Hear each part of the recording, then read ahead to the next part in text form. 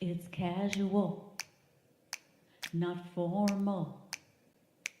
It's hosted by Rory Pendlin. Oh, and Renee in tow.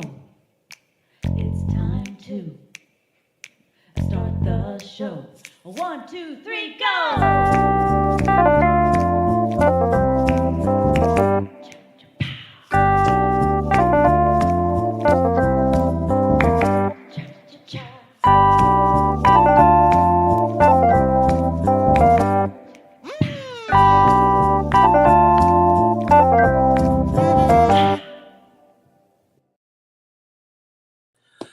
Hello, welcome to another episode of It's Casual. We're up in the upper 70s now. It's like 79, or it might even be the 80th show. Anyway, I saw the clip on TikTok, Renee, that you did from the John Biner episode. That was so great. Yeah. You found the clip that we were talking about on the Edge television show. All right, Biner. Biner. I don't shake copper. Cabanner. I'm so happy to see that this week. Thanks for posting that. Oh, yeah. We have another great comedian on our show today. I was so excited when he agreed to come on the show, comedian Jeff Shaw. Yes. We have a short bit that we're going to run just to show you a quick bit of his comedy. My real voice makes me sound like a woman, so I use this manly one instead. Thank you very much. It's great to be here. I'm Jane Lynch, and welcome to Hollywood Game Night. What'd you say? You laugh, but I actually had somebody say to me, has anybody ever told you that you look like the actress Jane Lynch? I said, no, just you. Everybody else has been polite enough to just think it. I didn't see a video. You didn't see the video? Yeah, I hope that the video's on the final project. Okay, well, if not, I'll stitch it in. If not, I'll stitch it in. But you can hear him, and you can see, okay. Or you can hear that he's doing comedy on a stage somewhere, and he's doing his thing. He's a very interesting comedian, and chatting with him before the show was very interesting. We're going to talk about that a little bit as we go down the line of things that I want to talk about. Let's go ahead and bring him up. Jeff Shaw. Here he is. Hey, there guys. he is. So how are you? I have to ask you because you've had some medical scares recently. Oh, well, yeah, but I'm all right. Good. Glad to hear you're doing well. Right out of the gate, how would you describe your comedy? I don't describe it. It's just comedy. Yeah. That's one of those questions like that I just don't have an answer to. I let other. Well, I what I do to is my comedy works best is when people play a purely visual bit with audio only. That usually works. Okay. Like you guys did at the beginning of the show.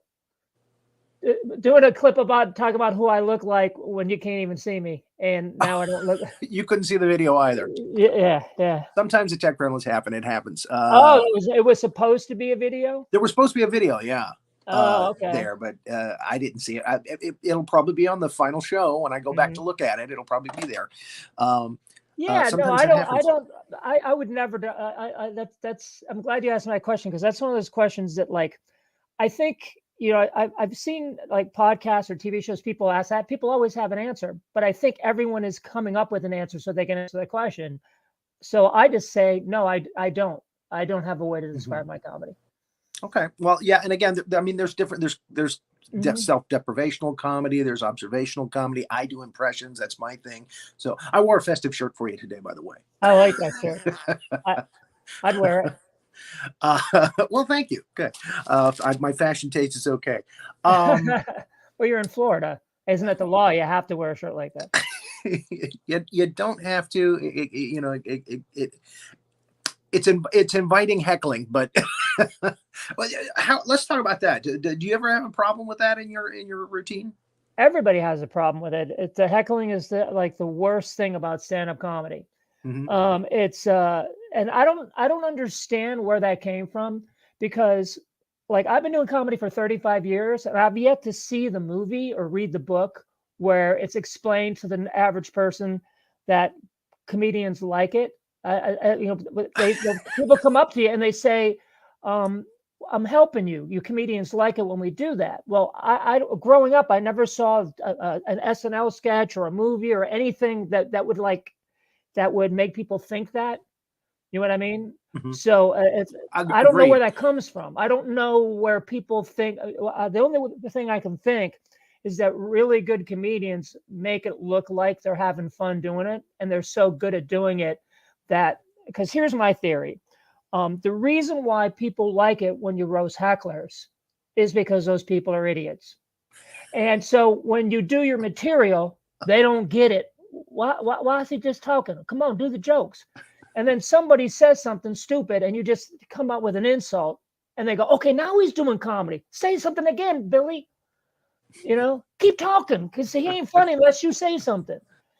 So what happens is people who are less comedy savvy find that immediate pedestrian exchange between comic and audience member as being more like comedy that they envision, like they understand it, they get it. But when that's why you have so many people will come up to you like when you're an open micer and go, "You're hilarious. I don't get that Jerry Seinfeld. He's not funny. I don't like him at all." And then when you're a new comic, people come up and tell you like all these great comedians, these comedy masters that they don't think are funny. And when you're new, people, "Oh, wow, I'm funnier than Jerry Seinfeld." But then when you've been doing it 50 years and somebody goes, "I loved your show. You're a lot funnier than that Jerry Seinfeld fella." And I go, "Oh God." I go, I just made a new idiot for a fan. So so the problem with heckling is you have to be in control of your show. You have to, if you encourage people, they could try to hijack your show. But if you totally ignore hecklers, then you don't look like you're in control of your environment and you're not in the moment. And good comics should be in the moment. And also, when you're a comic, you often write material that shows you as a master of any situation. Somebody says something, you have a perfect comeback, or you have this great way of analyzing a situation or analyzing a subject and then telling people what's what. Well, now you can't even think on your feet right now when some drunk guy is shouting at you. We're not gonna believe anything you say for the rest of your show. So the key to incorporating heckling or audience participation into your show is to try to keep it as organically as possible. Try to ignore people as much as you can, but when it's when people can really are being bothered by the heckler, then you have to say something. I always wait. I always ignore them until they start irritating people, because people start getting mad. And when people start getting mad and you finally do something about it, you have the audience in your side. On your side, right? Yeah, on your side. So if there's anybody watching here, you can turn them against that person. Yeah. I mean, if I wanted to talk to people, I would go to the bar, not get booked at the bar. You know what I mean? It's There like you go. I have no desire. I mean, I can go 45 minutes without talking to somebody. In fact, I can go, if people will let me, I can do a 5-hour flight without talking to people. It never really happens, but it's a fantasy of mine. So comedians who actually enjoy doing crowd work, I don't get it, because I have no interest in, I don't want to talk to you and this is your podcast. I'm kidding. But it's amazing that they think that they're actually helping you. I've heard this more than once. I mean, I actually watched a comic pull. It was outside the club. It was here in Florida somewhere, like South Florida. Oh, where are you in Florida? I won't. I'm in Central Florida right now in Altamont Springs, close to Orlando. All right, I love it. But the comic, I won't name him. He had his own TV show for a while. He actually grabbed the guy by the lapels. The guy went, "I really helped you out, didn't I? We should go on the road together." And he he actually grabbed the guy by the lapels Mhm. and slammed him up against the side of the club, which was, it had like tin siding on the side of it, so it made this clang sound when the guy hit his back hit the actual wall of the club, and I was like, whoa. But it's true. They think that they're helping, and they love the fact that they're in the middle of the show, that they've Mhm. become the focus. And like you said, it's just terrible because it completely ruins the rhythm of what you're trying to do on Right. stage. So There's a rhythm to it. a comedian friend of mine in Cleveland told me that he loves watching me because I will ignore people for like my entire set, and I'll go out of my way, not to, like, I'll just like smile and go move on, whatever. But he says that whenever I finally decide to engage with someone in the audience, that I have one speed, and it's like one gear, and it's total annihilation. And I do, once I decide, I'm, because the whole, people don't realize is that what you're doing when you're dealing with the hecklers, you're trying to embarrass them into not talking anymore. Mm-hmm. Right. So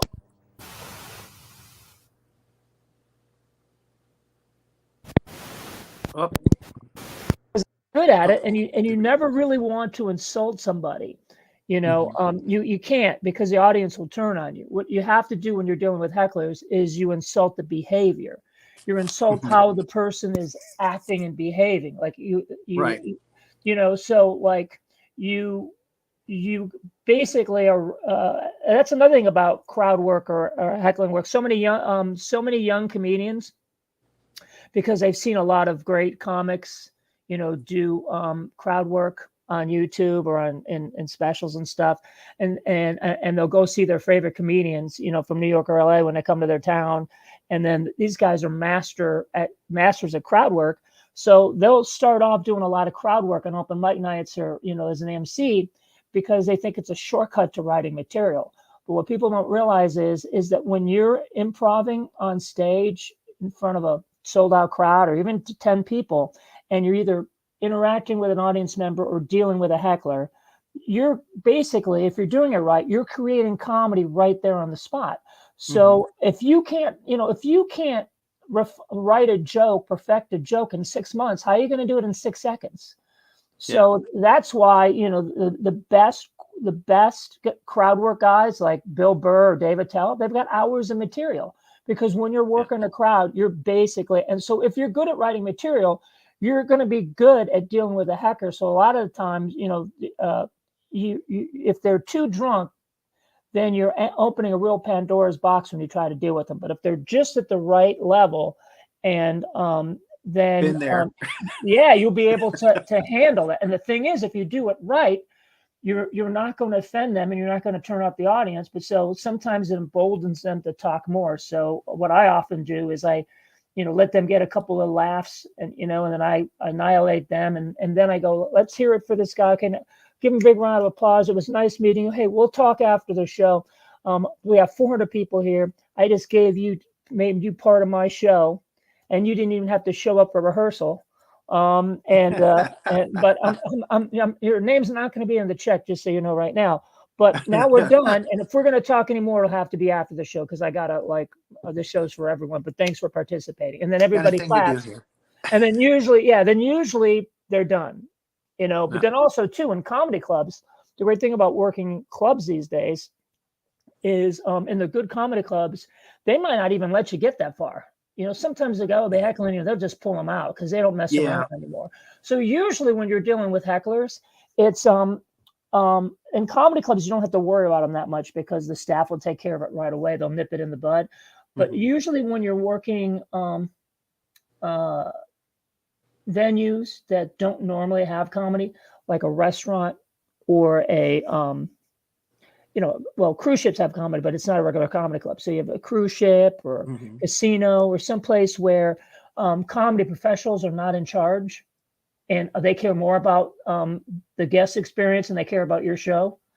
Then you have to be very careful dealing with hecklers, because it could spiral out of control. But it's you can't do comedy. You can't do comedy with an audience. Without an audience. And the thing is, you often can't do comedy with your audience because of the audience. So people are just supposed to, a good comedy show is a dialogue. I say something, the audience laughs, and then you have to get the audience into your rhythm, and they have to become part of the show, because how the audience reacts gives you tips. It's like a roadmap of where you're going to go when you act. If you have lots of different material, you get to see what the audience is into. I even know, like 10 minutes into a show, like how many tags I'll be doing for a bit. I go, okay, I'm not going to be tagging this next bit. I'm going to go into the first half of that bit, but I'm going to skip the second, because the audience personality becomes clear. When you have I call it like a sore tooth in the audience, or what I call an ingrown toenail, that people, that draws your attention from the audience as a whole, you can't get a good read on the rest of the audience. So I try to nip that stuff in the bud, or ignore it. People don't realize, because again, I said it's the less comedy savvy people. I don't mean like less intelligent. The biggest redneck and own their own car dealership, and own his own construction firm, and then when he's in the boardroom, he's a genius. So when I'm not saying people are stupid, I'm saying savvy, comedy savvy, and non-comedy savvy. Comedy savvy audiences know how comedians perform. They understand irony, sarcasm. They've seen comics deal with hecklers. They understand understatement. They understand that most times when a comic says something awful, he's coming from a humane angle, and he's making a very good point about something awful, and he's trying to shed light on it. He's trying to get you to think. And so all this is going on, and you have to be sharp, and you have to understand what the comedian's doing. When a comic plays like a Holiday Inn or something like that, or an Italian restaurant on a Tuesday with a banner behind him, a bowling alley, exactly. I had to play in a bowling alley once. There you go, bragging about how your gigs are better than mine. Thanks a lot. Did you bring me on your show? They were heckling each other in the lanes over on the other side of the wall. Yeah. And that's the only like place when someone tells you stay in your lane, they mean it literally. So yeah, it's really it's so hard dealing with hecklers, was the point I'm trying to make. But yeah, when you usually only get, and it's never welcome, right? And it's so hard too, because in order to I forgot what I was saying. Whatever. Let's get the next question. And you bring up a good point too about professional comedians who've been doing it for a long time. They know how to read a crowd, which is something I hadn't really talked about with other comics on the show. Well, I might have breached it a little bit, but yeah, they really do understand crowds well enough to figure out, like you say, where to go from here, what to tag, what not to tag. Okay, this crowd is hip. They like this. So yeah, a real professional, someone who's been on the stage for a long time, they really know how to read a crowd and know how to navigate right. the show. And when you have somebody heckling, getting from the crowd, and when you have somebody talking or heckling, it's like interrupting someone while they're reading the newspaper. You're trying to read the crowd, and then this person is an outlier. They're not the crowd, and then you're getting a bad read of the crowd, because these people could be reacting. They're not, because the read that you're getting could not be from how they're reacting to your material, but how these people are reacting to the disruptive element in the audience. So if you see some people who are kind of like staring there with their arms closed, you're thinking, oh, these guys don't like this type of material, but they could just be tired of the people behind them chatting. So that's why it's if people just set comics up to succeed, and these rooms, these like non-comedy specific venues would take a page out of the comedy club's handbooks and just do their best to help create an environment conducive to stand-up comedy, the shows will be better.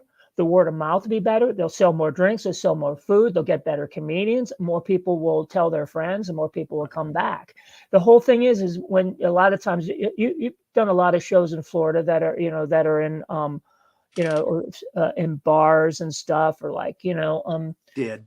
yeah, and they become more like hootenannies, you know. And the thing is it may be a little drunken fun that one night, but the attendance starts to drop off because people don't want to put up with that. Yeah. And so that's the mistake a lot of places make, is they coddle these people who have disrupted the show instead of throwing them out. And by doing that, by keeping that person's business, they'll lose, the 50 other people there that, would have had a good time if this person was neutralized in the beginning of the show. That are there for real comedy. Yeah. and the half-priced shrimp and the dollar Bud Lights. You mentioned cruise ships a minute ago, and that's something I did want to talk to you about, because you do a lot of cruise ships performances. Mm-hmm. And I haven't really talked about that a lot on the show with other comics. Though many of them have done a lot of that. First off, how has the industry changed since 2020 and the COVID and everything? I mean, has it not interrupted? I mean, has it not really changed? Well, I mean, it changed, but like you're almost 2 years late with that question. Everything's back to normal. Yeah. Yeah. So yeah, everything. Being closed is the biggest change you could possibly experience. Yeah. Well, again, in 2020, yeah, they shut it down for like what, almost a year. Yeah. No, everything's back to normal. But now it's just like full steam ahead. Mm-hmm. Yep. All right, great. That's good to hear. That's what I wanted to know. Let's talk more about the difference between a cruise ship crowd and the stand-up comedy venue. I promise you, I'm not going to ask you if you like it. Yeah, we talked about that before the show. Yeah, and do you like doing comedy? That's the person that comes up to you after the show and they don't realize you've been doing it for 35 years. Yeah. That's another thing. Like I heard somebody say the other day that comedians that work all the time are at a disadvantage in one regard, that all their jokes are about, living in hotel rooms and flying and driving and this and that, and it's all about life on the road. And then so the other people can't relate. And I go, well, why do normal people have to relate? They don't need to relate. When I watch, when I watch sports, a football game, I can't relate. I can't run 10 feet without taking a knee. So, so I think people are mistaken. They want to know what it's like to be a comedian. So I think when you talk about airplanes and flying and this and that and dealing with other comics and dealing with agents and dealing with whatever, people are fascinated. Like what people think that you have to relate to a comedian, you don't have to relate to a comedian. I have, other than everyone being healthy and happy, I don't care about mothers or their children. I don't want anyone, I don't want any mother to be sad. I want any kid to be healthy. I want every family to be nice. Everyone to be good. But I don't care, and I don't even care about like how hard it is to be in labor or whatever. You wanted to have a kid. Okay, bye. I don't want to hear about it. Okay. I have no interest whatsoever other than everyone on the planet being healthy and happy and their families being wonderful. But I don't care about motherhood. Yet there's a show on Netflix called Working Moms. I don't care about working women. I don't care about mothers. I don't care about anybody. I just want to make sure that you get my burger right, when I come to the drive-thru. Other than that, have a nice life.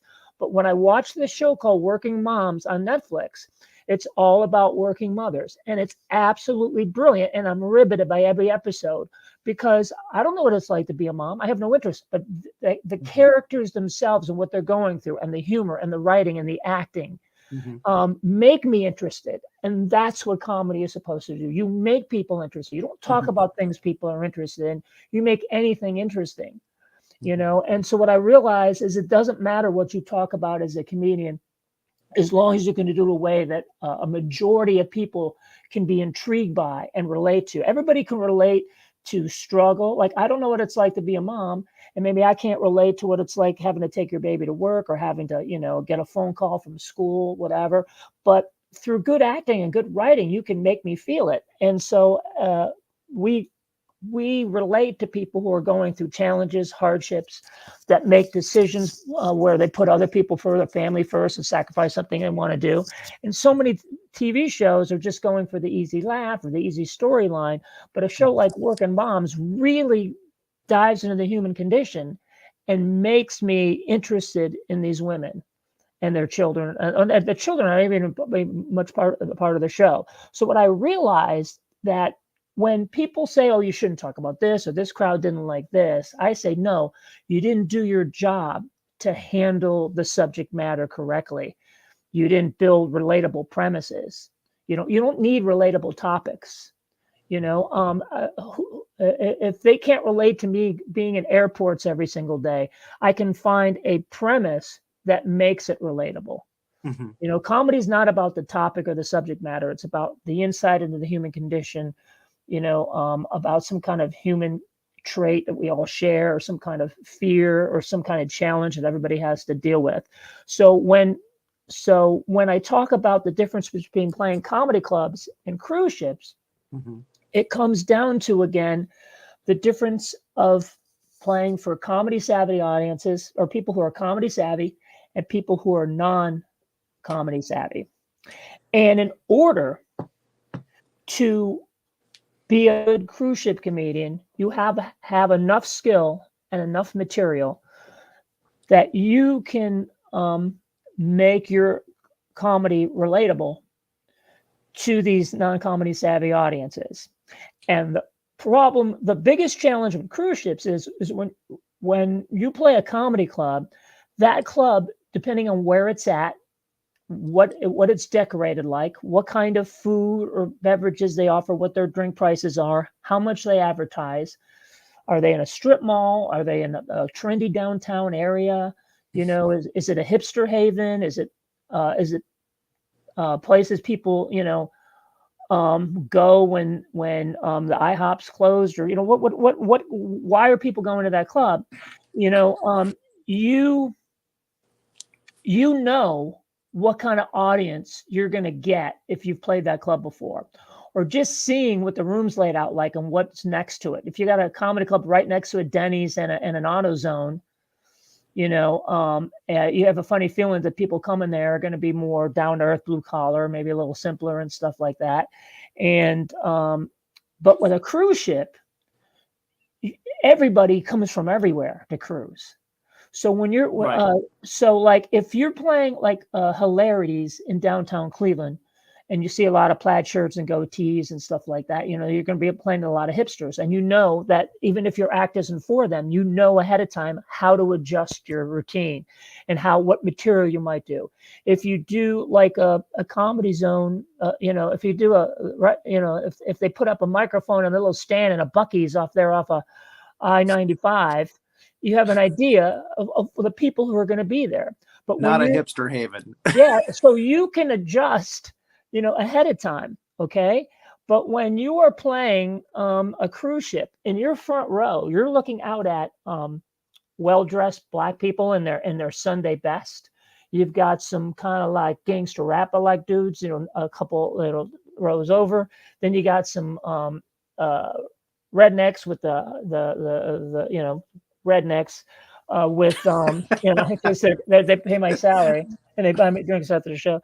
So, but they've got the Leonard Skinner caps and and then the NASCAR hat, and then you've got like well dressed conservative white folks, and you have 20 somethings with their purple hair and their nose ring, and then you got hippie dudes, and then you got like teenagers, and then the family shows you got little kids, then you got their grandma, and then you got military guys.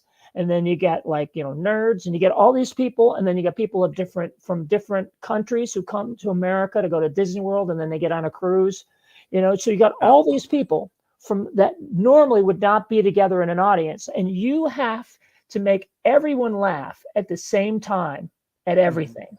So your material has to be universal enough in its appeal that you Right. make this diverse demographic laugh at the same time and just love their experience. But at the same time, you have to be unique enough and original enough in your approach that all of the professionals, the cruise director, entertainment director, the comedy club host, in the back of the room haven't seen it and heard it a million times, because they're the people grading you.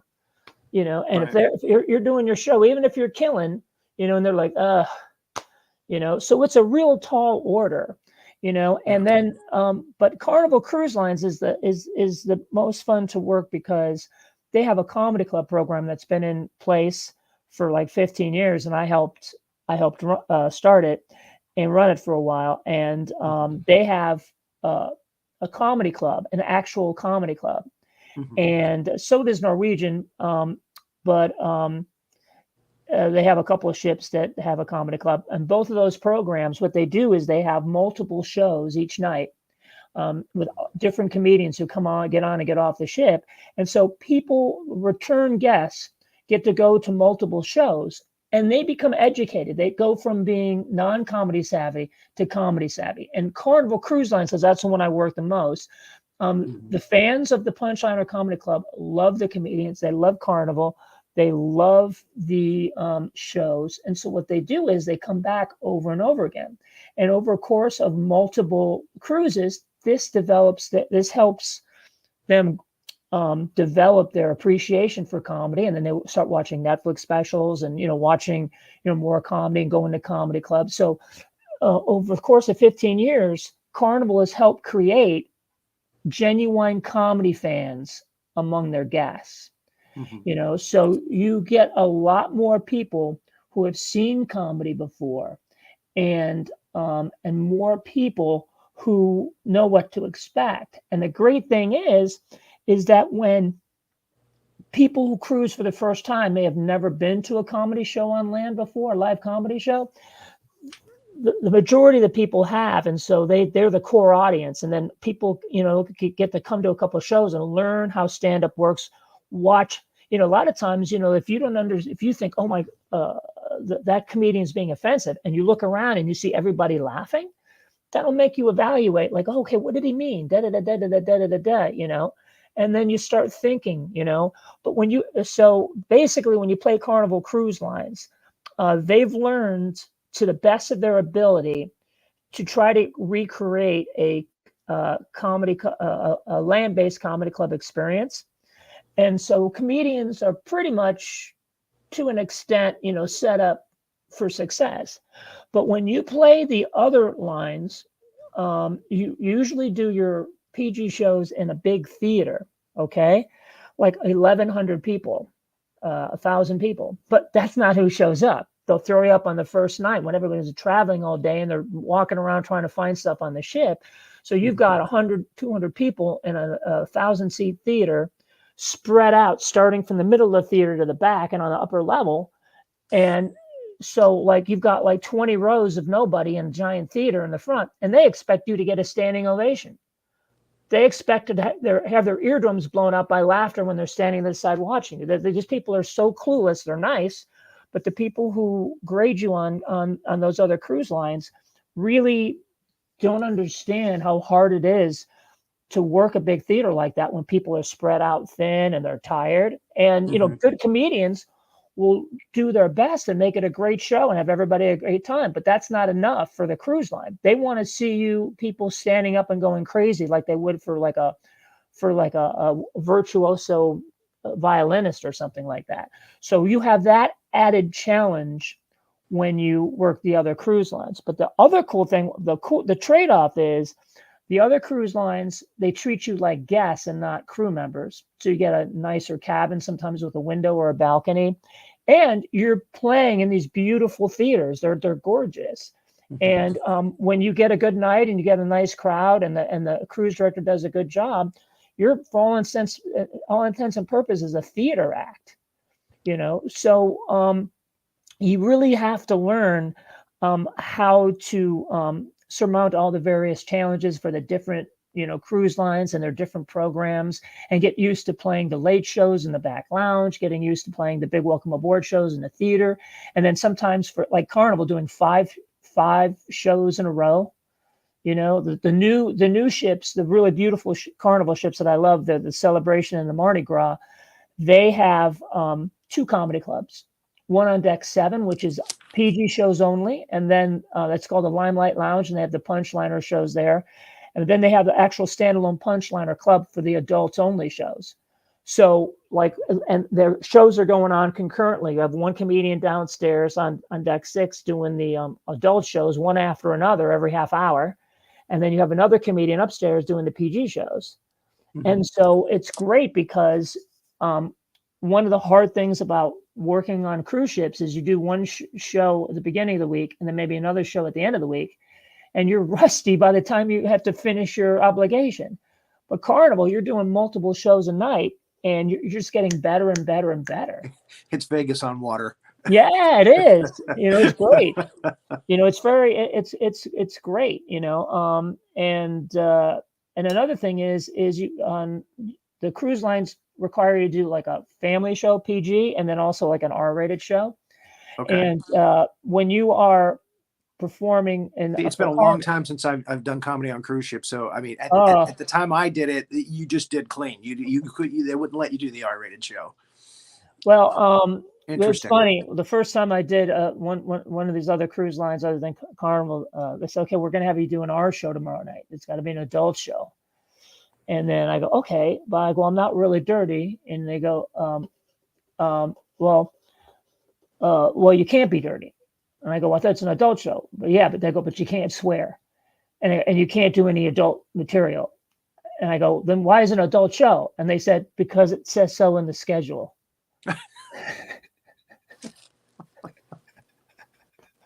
So we're calling it an adult show, but you can't be dirty because people might get offended. Adult show, know what I mean? Nudge, wink, yeah, wink. Yeah. So you have to deal with monkey business like that all the time. Oh, wow. And you have to learn how to just go, yeah. Because what you have to realize that everyone that you interact with on a cruise ship, cruise director, entertainment director, production staff, they have hard jobs and they're working long hours, 12 hours. And so part of the gig of being a cruise ship, when you're a land-based comic, there's politics involved, and you have to learn the etiquette, and you have to learn how to, from the moment you get booked to the moment you leave and say goodbye, how to interact with people, how to ingratiate yourself with the staff, how to get along with the other comedians, and all of that is extremely important part of the job.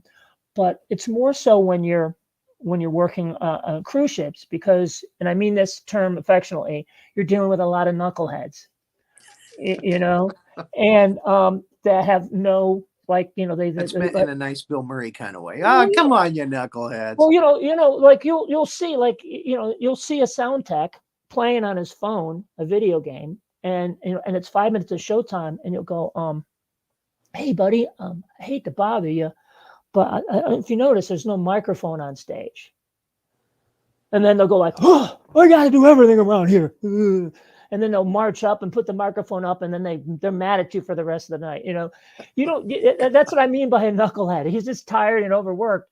But it means, and so the thing is you have to laugh about it, and you have to learn how to say. See, if you go to cruise ships and you show up for a show expecting that the sound guy put the microphone on the stage, that's not your job. Your job is to find a way to go, hey man, unless you're busy, I think I could really use a microphone on the stage. There's usually a mic on stage, but if the other comedians don't use one, I won't use one. I don't know. How about if I get you a coffee and rub your feet and and have you tell me about your day and maybe give you a hug? Would you mind going up and putting the microphone on the stage for me? You have to work it like that. Because not only do you have to read your crowd, you have to read the text and the so you have to think when you're working cruise ships, you learn to think stuff like that's funny. And that's why it's important to be nice to everybody and then build a rapport, because when people like you and they know that you respect them, then you can say something like that. That's why it's good to introduce yourself to people when you're working cruise lines and get to know them and get to the show early. Because if you notice when you get in 40 minutes before the show starts that there's no microphone, you talk to the guy about video games for 20 minutes, or about music or whatever, and he likes you and you get along good, and then you go, hey, by the way, there's no microphone on stage. After talking to him in 20 minutes, he goes, that knucklehead from before, he should have put it up. I'm sorry, don't worry about it. It'll always be there. And he goes up and takes care of it because it's cool. So in comedy, you have to learn how, and cruise ship comedy, you have to learn how things work. You just can't let, what they do not have a tolerance for is rude people or BS. So that's why you always have to like get there early and get to know everyone so that people are in the frame of mind to do what you need them to do for you. Now that's important in a comedy club, as well. But on a cruise ship, there's more challenges because sometimes, you've got real dedicated professionals working, the comedy club. But see, they've been doing the shows in the main theater. They've spent all day in a port day on a crane up in the theater fixing the lights, or they're doing the soundboard, or they're building a drum riser for one of the bands or something. So they could come and do the comedy show like after working a 10-hour day. So you're not dealing with just somebody who's there for the comedy shows. And so when so things might slip through the cracks, and it may look like they don't care when they're just like maybe overwhelmed. So you have to learn, you have to learn how to navigate those seas, pun intended. So now where this all comes together, what I'm building to is you have to be in a really good frame of mind to translate your act to the audiences. Okay. And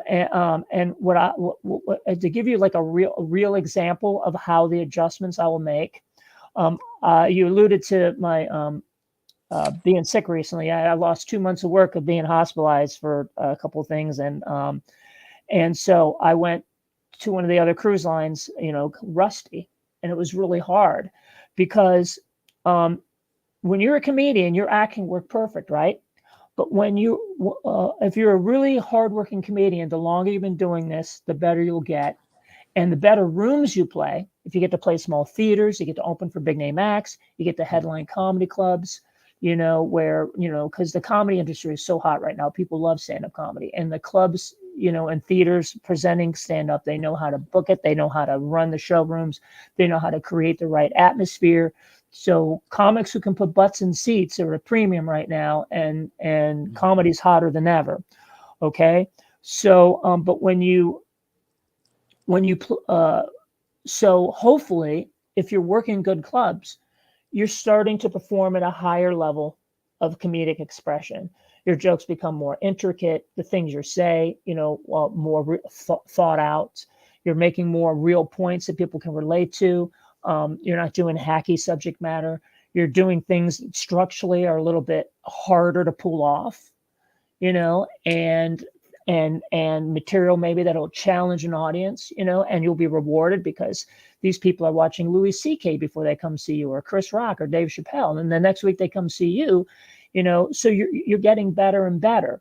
But when you think you're killing and you're just sharp and you're firing on all cylinders, then you go to you do a comedy show on a cruise ship, and then you realize that like every other joke you're implying sarcasm, irony, your understatement, and then these audiences aren't hip to that. They want cut and dry. They have to know where the joke is. And if you're a good comedian, you want people to help go explore with you and really listen and try to find out what you're saying. And that results in a better experience. But if your jokes, if people don't know what you're making fun of on a cruise ship, they'll decide for you. And it's always because it's always something dirty or something mean or something horrible, because they're mean, dirty, horrible people. Dress up like people who are easily offended.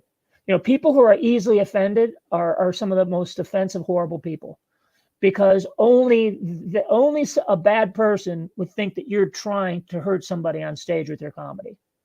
And so what they try to do is they would try to go hurt you and get you fired because they're a horrible person. You know what I mean? So I'm being semi-hyperbolic, but but so when you're on stage, you have to make sure that people know where the joke is. Yeah. You know, that's why when you're working cruise ships, you have to be very careful that if you're using any type of sensitive subject matter or any kind of buzzwords, that people know exactly where the joke is. And it's best to excise them from your act. You know, that's why it's more than being clean though, because you have to get jokes, a lot of laughs per minute when you work ships, and people really want to hear. They want to be wowed on cruise ships, you know. So you got to keep it clean. You got to keep it simple. At the same time, you want to have an original approach. So what I do, and here's an example of the real difference, is when I'm working certain cruise lines, is I'll pull out any joke where where you don't know exactly where the laugh is. For example, let's say you have a joke. Like if you're working with a comedy savvy audience, and you say, "I love Joe Biden. He's the best president we've ever had." They know that you are about ready to unleash on 10 minutes worth of Biden jokes, tearing him a new one. Okay? But Okay. when a cruise ship audience, and you say Biden's the best president we've ever had, before you get to your jokes, they're throwing tomatoes at you because he just said that, and he must mean that. What a horrible person. How could he say that? I came to laugh. How come he's saying that? Because they don't know that that's what comedians do. They don't know that when a comedian says something, they mean the opposite, and that you have to look for like what they're saying. They don't know that that's a technique. That's why so many people try to cancel comedians from watching a snippet of a video or a transcript in a newspaper, what that guy said on stage. They're taking it literally in the context that this person is being serious and seriously attacking a subject. And they're not there listening to the tone of his voice, seeing how everyone's reacting, listening to all the material that comes before that and after that. So you have to make the audience on cruise ships understand the context of your jokes to feel safe. And then once you know, and it's just minor adjustments, you know, like I'll just like any joke where like I have one joke that I do that I drop it on one cruise line. I did that joke you said about me looking like that you played that said somebody thought I looked like Jane Lynch or whatever. Mm-hmm. Well, a joke after that is one night a woman came up to me and said, do you have something against being a woman? I said, no, ma'am. In fact, I'd like to go through menopause just to see if it makes my voice as deep as yours. and not only did she sound like a man, but she hit like one too. Now that's like a simple opening joke. And on Carnival, it kills. But like the other cruise line I work for, you know, like people just hear the word menopause and I go, oh, he's making fun of a woman, whatever. And totally oblivious to the fact that I'm making fun of my voice and finding a funny context that I feel comfortable making fun of my voice. You know, so they're thinking I'm doing something with that joke. I'm just showing them that I can laugh at myself. And they're not getting that. The comedy savvy audience is going, oh, this guy doesn't take himself seriously. Here is yet another joke and a series of jokes showing him that he has a good sense of humor about himself. So we're going to feel comfortable about him making jokes about other things because we know he's going to handle it just as well he handles, you know, making fun of himself. The other audience is the non-comedy savvy. I just hear the word menopause and they're like, oh, is he making fun of older women? You know what I mean?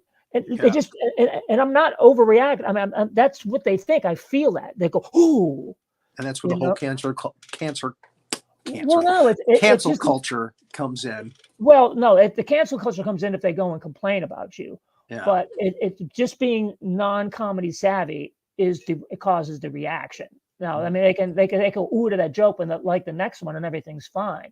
But I don't want them to go ooh. So what happens is that's a joke where you have to understand comedy to understand I was making fun of my voice and not making fun of that woman. Mm-hmm. You know, I was to a little bit, but she wasn't the main target. You know, I was trying to actually bond with that lady. And then whatever she felt like, you know, I was like, you know, saying that I wouldn't want to be a woman because being a woman's a horrible thing. is basically what she was saying. And the irony is that she was kind of a manly woman. She's twice the man I was, And so then I brought that joke that made her laugh and made me laugh and eased the tension, And so that's an important joke in that act in the first couple minutes of that show. But the thing is, those people don't get any of that. So what you do is you just take it out and you don't do it. And so now you have another joke in that spot, and it's like you have to round the edges and smooth everything out. And you have to learn that once you learn that, I've got all these, let's say it's basically like the difference between gluten-free and non-gluten-free. I call those audiences, they're a gluten-free audience. So I just take any of the jokes that have gluten in them, which means, any type of depth or any type of, intelligence, and I take those out, and then now the jokes are just like boom, boom, boom, boom, boom, boom, boom. They know exactly where the punchline is. If Ronnie Dangerfield says, hey, my wife and I always argue about money and sex. She charges me too much, boom, boom. These people aren't going, oh, he's making fun of his wife, and they shouldn't be, they that's horrible. No, they're laughing because that's what they understand comedy to be. So even though that's a joke that's disrespectful to his wife, nobody takes it that way. They just laugh. Okay, because that's a joke that's easy to understand, but like that same audience, if Mitch Hedberg did a joke, his great joke, I don't have a girlfriend, but I do know someone who'd be very angry if she heard that. Okay, yeah, the people and the people who want that can't have any gluten in the audience, no gluten jokes, they might think that, oh, he's just making fun of his girlfriend for no reason. They'll just go, ooh, immediately, just because the joke doesn't sound right to them. They don't see where what the target is of the joke. They don't realize that in one joke, he's painting a picture that so many relationships there are so many relationships where the dynamic is unequal. Some people may think that the relationship is more serious than it is, and the other person might not take it that way. And it's a real heartbreak when people don't see eye to eye, don't know where they stand. He's saying all that in one joke, set up in a punchline. So if a cruise ship audience might not get that, and if there's a word in the joke that makes them go, ooh, so you have to learn. And it's not looking at an audience as being stupid or less attentive. On a cruise ship, the audiences are more attentive because they don't have to go to work tomorrow. Now, you get them on the first day when they've traveled all day, it's difficult. But if you get them on a regular night, they're all dressed up. They had a wonderful dinner. They're going to another show after yours. They're going to go drinking. They're going to listen to music. All their cares are behind them. They plan. This is their big vacation. So what I've learned is that the most important thing about being a successful cruise ship comic is just like if you're going to go to Paris, you have to learn how to speak French, especially if you want to get a cab or whatever. Well, you have to learn how to speak cruise ship audience. And basically all you have to do is you let the audience know. If you let the audience know where the jokes are, and always punch down, always have a very the jokes are more structurally sound and more I think classic as far as how the jokes are structured, you'll kill, and you have to have great material on a cruise ship, because when you work on a cruise ship, you have no opening act. So you're doing anywhere from half an hour to 45 minutes with no opening act. Oh, wow. I didn't know that either. Yeah, no, there's no opening act. We had a 3-act setup, just like in the clubs. Well, Norwegian has a program like that, but Carnival doesn't. It might have been Norwegian that I was on, actually. So what's the craziest reaction you've ever gotten to something that you did on stage?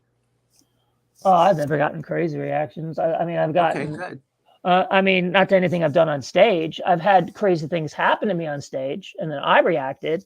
Okay. But I do my homework. I've worked hard to create an act. I've never done anything that would elicit any kind of crazy, reaction. Like you said, you just never know. Sometimes somebody in the crowd just might take something the wrong way, or. Oh, I see what you mean. I misunderstood. Yeah. I misunderstood the question. Okay. Oh, I was playing a one-nighter, or it was a weekend gig in St. Cloud, Minnesota. St. Cloud, Yeah, Minnesota. and I was. It was. I usually did very well with that crowd, but then like new owners took it over the club, and so this one night it was in the comedy club section of the. It's one of those big bars that has like a downstairs and upstairs, and it's got like Yeah. disco, and then like a little acoustic room, and then like wine room and this and that, and they have like a magician here, or they might have a rock band there, then they might have like a comedy show here. It's like a Guy doing balloon multiplex. animals, Yeah. So I was on stage, and I guess friends of the owner were there, and they were getting drunk. And the lady didn't like my joke or didn't misunderstand, or she was just bored. I don't remember what happened, but she was throwing pretzels at me. She was throwing pretzels at me. Yikes. And then I just annihilated her verbally, because that was so disrespectful, and I told her it was. And so they went and complained to the owner, and then he was like, how dare you say that to her? I go, she was throwing pretzels at me. And he was like, and then he said something stupid, and I don't remember what it was, but I had a great comeback, and he got mad at me because I had a great comeback. I've heard it, and I said, and he goes, you should. I said something like, you shouldn't be mad that she's throwing pretzels. I'm like, oh, no, you shouldn't be mad they're throwing pretzels, because she's paying $10 for pretzels before she throws them. The more pretzels she throws, the more money you make, or something like that. And he got all mad, and he had his bouncers escort me out. Oh, and they're carrying me down the stairs. And as they're carrying me down the bouncers escorted the comedy guy out. So they've got me like up on their shoulders, and I'm like selling my CDs as we're going. I go, hey, who wants a CD? CD. Last chance. Yeah. You're going down the stairs. Yeah, that was like, I've had people, so that was just somebody throwing. And then I had the craziest show I ever had was in, I think it was called Greenville, South Carolina, or Taylor, South Carolina, something. It was a Taylor, South Carolina. It was a suburb of Greenville, and I didn't do my research of the venue before I got dressed for the show. So this was like 2000, and I wore like skinny black jeans and like black, artist boots, like beatnik boots, and a black turtleneck, or like a gray turtleneck, and like a black leather jacket. And I show up at the gig, and it's a pool hall, and it's all cowboy hats and Leonard Skinner t-shirts and this and that. And the first comedian goes, and they got mad. People almost started a riot when they turned off the jukebox to start the comedy show. And people were going nuts. And then the show started off with the other comedian doing okay. He did a good job, but it was brutal for him. But he stayed the course and was a professional. Mm-hmm. and kept his integrity and got off the stage basically unscathed. I went up, and people were yelling at me, the F word, that ends in T and everything. And they were like, yelling all this kind of stuff, and they weren't listening to me. And an hour later, and I'll just let you all can use your imagination and how we got from them yelling at me and booing me to an hour later. I'm on stage with these rednecks, a big biker with an eye patch and a gray beard and a biker vest with no shirt and tattoos next to me. Good old boys with their backwards Leonard Skinner hats and their cowboy hats, no shoes, on the stage with me, like 4 or 5 of us, all with little Crown Royal bottles. And in South Carolina, you have to drink the little, the little bottles, whatever. And we're all on stage, and the entire audience is up singing "Lee Greenwood's Proud to Be an American." and A and happy ending. we're all doing shots, and everybody's crying and singing, and at the end of the song, everybody rushes the stage, and it's all a group hug. And like for the next half hour, I'm signing every autograph, taking a picture with everybody, and it was insane. And I mean, and I don't back then I drank, and I would drink on stage if it would get me out of a situation. Now I don't drink, and I would never do that. But um, one guy, the biker, came up to me and he goes, "Drink this. We'll see. Well, if you can drink this, we'll see if we should laugh at you." And Never and a then, precursor to a set. and he goes like this. He goes, "Do you know what that is, son?" And I go, "Well, seeing how it's from you, I know it's not cologne."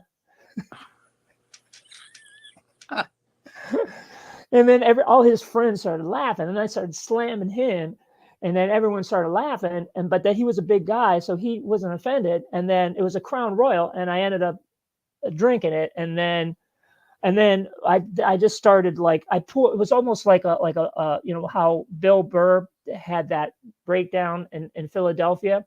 Well, I had my version of it there, and I ended up just winning the hearts and minds of all these people, and it was the craziest show I ever had. And the other comedian had to drive me home in my car, and we're driving back to the hotel. He's like, I don't know what to say. That's the greatest thing I've ever seen in my life. I've never seen anything like that. In 10 years of comedy, I've never seen that happen. So that's the craziest show I ever had. Well, there you go. And You that's got it like for posterity. yeah, and I don't think I could ever recreate that either, because there's certain instances where comics will antagonize the audience, or they'll patronize the audience by doing shots with them and drinking and bringing them on stage, and it can end in disaster. Yeah. But that's one of those things where just going with the flow and deciding that I wasn't going to let these people beat me, but also at the same time show them respect, you know, and just kind of like try to, you know, do what I thought that they would like, and you know, you know, like a mix of like standing up for myself and not taking any crap, and then also just kind of being, you know, deferential and not playing too tough with them. And then, you know, it was one of those magical nights. But wow, I wouldn't recommend it to the to any newbie comics. There you go. Well, thank you so much for coming on. We've gone over an hour, and I know you have to get off to someplace. You said that before you came on the show. You needed to get off by 7. It's 7:04. Sorry. But thank you again for agreeing to come on the show, and good luck with your podcast. Well, it's your fault. It's your fault we went over, because that's, you know, you asked me questions. There you go. Anybody who asks me a question, I'm not asking questions. We're having a conversation, damn it. Well, I was conversating. You were just going, That's what I do. If you're telling a good story, I'm not going to interrupt you. Yeah, I'm not at a loss for words very often. All right. Well, thanks again, Jeff. Great show. And again, I'll send you the link to it so you can send that out to people that didn't get a chance to watch it live. Sure. So what's this right here, that this background here? It looks like the Renee. I mean, it looks like the California fires or something. Yes, it is. That's the California. That's the hills right there. They're all flaming. So you're trying to say that my interview, I crashed and burned? Is that what you're trying to say? No, I don't think so. We'll do this one instead. This one's, there you go. See, or let's do we could do the Hollywood sign, but have it more lush. This is a little more lush here. I like them all. Those are cool. Yeah, thank you. It's fun. He's got great background. We also have the train. We have the train here, you know, and then we have the little fire, a little cozy fire. I like it. Yeah, that was a great interview. Thank you so much for joining us. Our audience was very engaged, but you know, I didn't want to disrupt the flow because you guys. Yeah, I didn't see the questions going. Yeah, by the there's a lot of them here. You know. Yeah. Oh, you want to answer one or two real quick? Okay, sure. Yeah. The topic of heckling. Have you guys discussed heckling? Yes, we discussed that the first half of the show. Yeah. Yes, that's right. Okay. So when's the replay going to be out so they can watch? It's available right now. It's instantly available on YouTube. It won't be these comments on YouTube. These comments are on. Uh, well, there's a lot of comments too. I'm just going to go up. Love this so much, learning so much, very eye-opening. I needed this to learn things. Somebody said, I think Jeff and I are related, which is very funny. Somebody said, this whole discussion about dealing with hecklers is gold. Weird how they have a sense of entitlement almost. Yeah. He really, boy, this person really hit it on the head. It's like one of the hardest things about dealing with, hecklers is, they say I was helping the show, and they don't realize that everybody else around them is booing them, telling them to shut up. There's like they're so narcissistic, and also even people who are causing a disruption, and the comedian might have to put them in their place. They get on and complain and want their money back. It is so entitled, and I feel the same way that people who complain about, like, if somebody comes up to me and they go, I'm glad hi, I saw your show. It wasn't for me, and don't take this the wrong way, but I just didn't like a lot of the things you were saying, and I'm sorry. I hope I don't hurt your feelings. I go, oh no, no, no, that's totally okay. And this and like that. You don't know what kind of comedy I'm gonna do. You know what I mean? Yeah. People have different tastes, but when somebody comes up and says, you're not funny or this or that, whatever, it's a sense of entitlement because they're totally disregarding the 300 people having a good time laughing. I once had someone who had that same sense of entitlement who came up to me when I was managing a comedy club on a Carnival ship for 10 years. Oh, did I say that? I ran the program, and that's what led me going back to stand-up. So this woman came up to me, and she started yelling at me, pointing at the comedian on stage who was killing. Well, apparently he said something that she didn't like. And she said, this comic's horrible. You should fire him. I want him gone. I don't want him on the ship by the end of the cruise. I go, I want him fired. And I go, excuse me? She goes, fire this comic. He's not funny at all. I go, excuse me? I can't hear you. And she goes, this comedian is horrible. You should fire him now. And I said, ma'am, you're going to have to speak up. I can't hear you over the sound of 500 people laughing. That's funny. She went to complain to my boss, and he came up to me and he said, first of all, don't make my job harder than it needs to be. And secondly, that was funny as hell. That's great. But that he hit right on the Yeah, someone else mentioned Pryor being a master at dealing with hecklers as well. The earlier statement was John Duncan from Tasmania. He's a regular. He watches all of our shows. Oh, cool. Yeah, and Very he also intelligent said, guy. and he also said, brilliant insights, Jeff. Fantastic. I can see that. But who said? What was the comment before that? About Pryor. Richard Pryor being great with hecklers. Well, in his prime, but I saw Richard Pryor in 1993. One of his last shows he ever did. It was at the Star Plaza Theater in Maryville, Indiana. I was working the comedy club, Comedy Cottage, it was called, in the hotel. And when you played there, they would give you tickets to go to the theater and see who's ever there. So I got to see George Carlin there. I got to open for the Temptations once there because they didn't have an opening act. And after my show, they sent me over there, to the 3,000 seat theater to open for them. And then I also got to see when he was really, really suffering from multiple sclerosis. It was at the end of his life and also the end of his career. He was doing a tour where they set up a little living room set for him. He had an easy chair and a little lamp, and a stool with a table with a glass of water, and they had a carpet and everything and little lamps. So he wasn't going to be standing up and stalking the stage like classic Pryor. He came out with some nurses, whatever, and a cane, and they sat him into his chair. And all these well-meaning but entitled, folks, most of them African American for the most part, who obviously loved him, but can't, like the joke says, they can't keep their mouth shut. Like a Bobby Slayton joke. They have that movie White Men Can't Jump. Well, they should have a movie called Black People Can't Shut the Hell Up in a Movie Theater. Well, these folks, nice people, but they loved him, but they wouldn't shut up. From the moment he was on stage, he started to do he started right into his act. They were going, "We love you, Richard, love it," and stepping on everything, and then yelling stuff and yelling out requests for jokes. And the guy was brought out, shaking his can, and sat in his chair by attendants.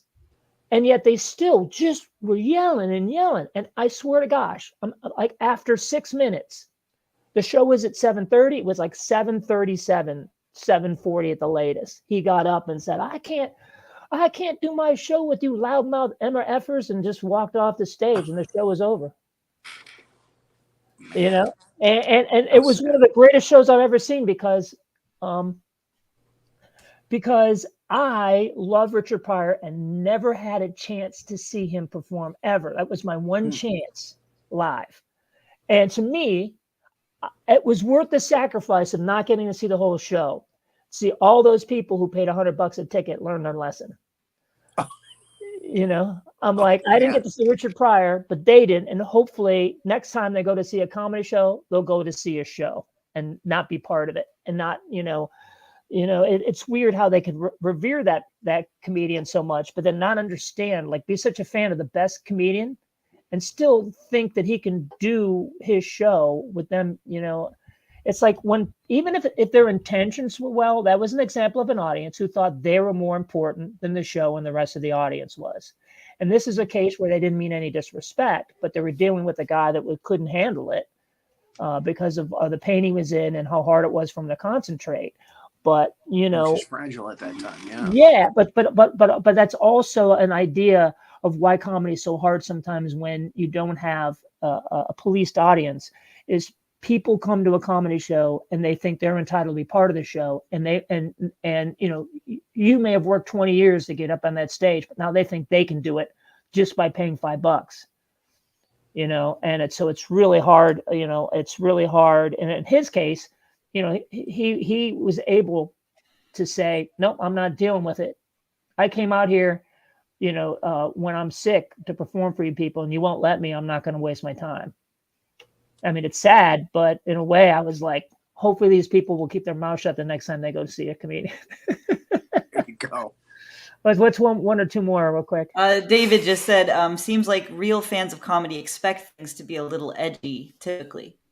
Yeah, and that's what the thing is I don't play to real fans of comedy. I play to people who paid good money for a cruise and go, oh, let's go see a comedy show. And they don't expect it to be edgy at all. They expect you to be milquetoast. And if it's a little bit edgy, they get upset.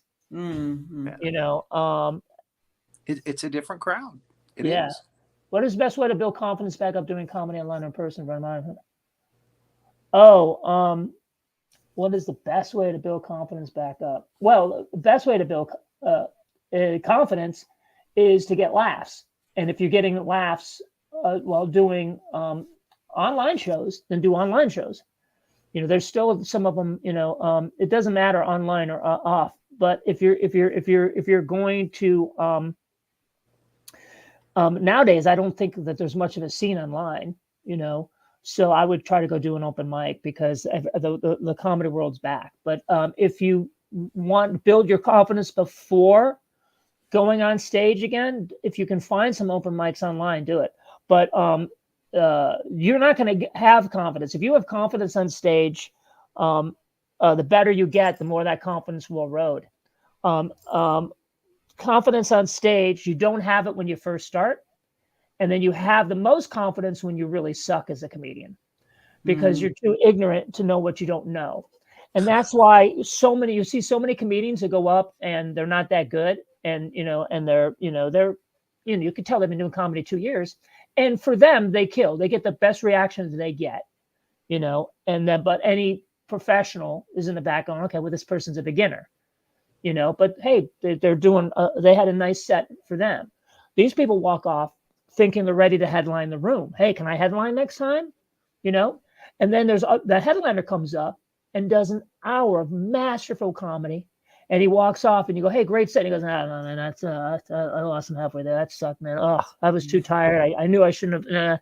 I should have had a cup of coffee before the show. Man, I got to listen to that set. I got some serious work to do if I'm going to be finishing this week out. And you're like, are you kidding? That was the best set I've seen in 5 years from any comedian.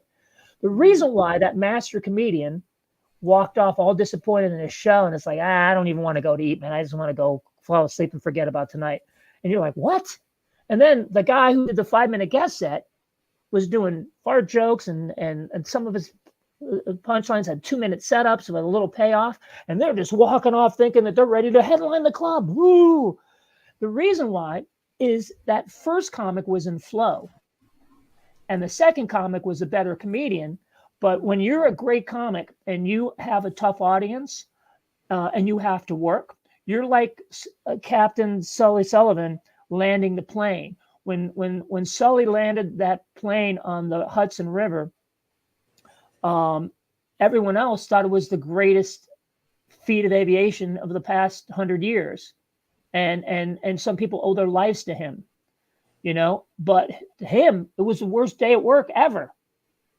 Yeah. You know, but Yeah. he was at his best. It was at his best, and it's a day that he wants to forget. That's how it feels when you're flying the plane as the captain comedian, and everyone's talking or yelling, or they're not getting your jokes, and you're like pulling every lever and using every skill and every technique, switching punchlines around, rewording your premises, skipping over jokes, pulling jokes out of a notebook that you did maybe years ago and you thought this crowd might like it, or just slowing down your timing, speeding up, ignoring hecklers, engaging with hecklers, just doing all this. You're pulling all these levers and flipping all these switches. It's work. And because you're employing all your skill and craftsmanship, you are getting the job done and creating a great experience for everyone else, but you're not in flow. So when you speak of confidence, there's a base confidence you have going up that the show is not going to be a disaster and you're not going to be beaten to death with a pool cue. And that doesn't come from doing comedy. That comes from building an act that works everywhere. If you're going up and you're doing 5 minutes, 10 minutes here, you can have your ass handed to you, or you could be a conquering hero on every given night, because you are graded as an amateur, and but you also have the expectations of a manager. So depending on what slot you get, how drunk the audience is, how much the MC cares, you know, if the sound tech is high, you know, if they advertise the show, you could end up getting a sweet spot and killing. You could end up going late and dying, but it's all about learning the skills. So I would say that your confidence shouldn't hinge like, you don't need confidence to do comedy, like the person said, and the confidence comes from doing comedy. But how you can allay your fear in the absence of confidence is to readjust your perspective of what being an open mic or beginning comedian, an opening act level comedian is, and that there is absolutely no way that anyone's going to think you're the best comic. There's no way you're going to get booked as a headliner. There's no way anyone is going to start giving you paying gigs.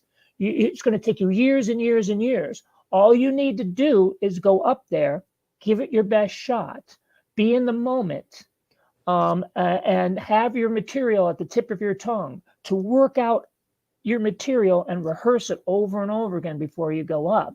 Mm-hmm. And so confidence is not as important as being prepared.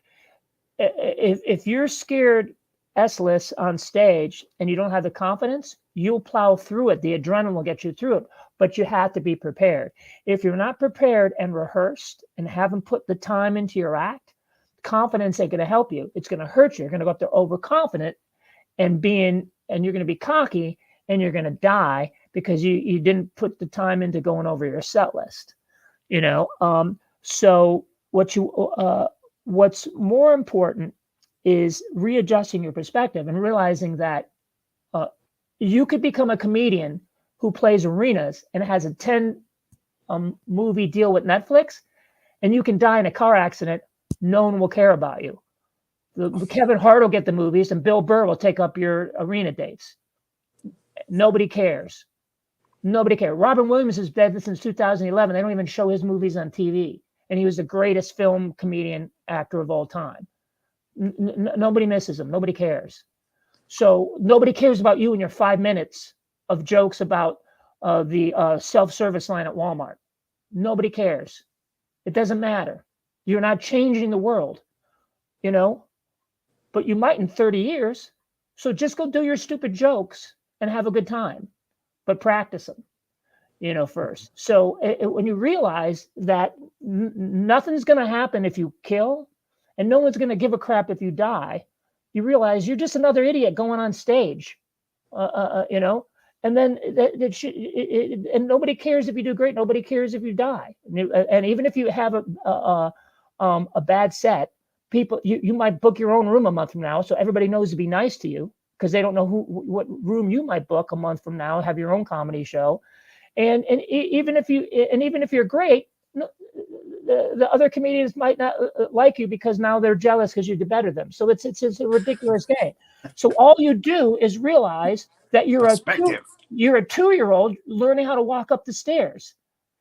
You know, if you fall down, as long as you're not hurt, they go, "Oh, okay, sweetie, good try." And if you make it up, "Ooh, goody, she made it up the stairs." You know, you're not going to be ice skating anytime soon. You know, so just enjoy being a new comedian. Do it because you love it.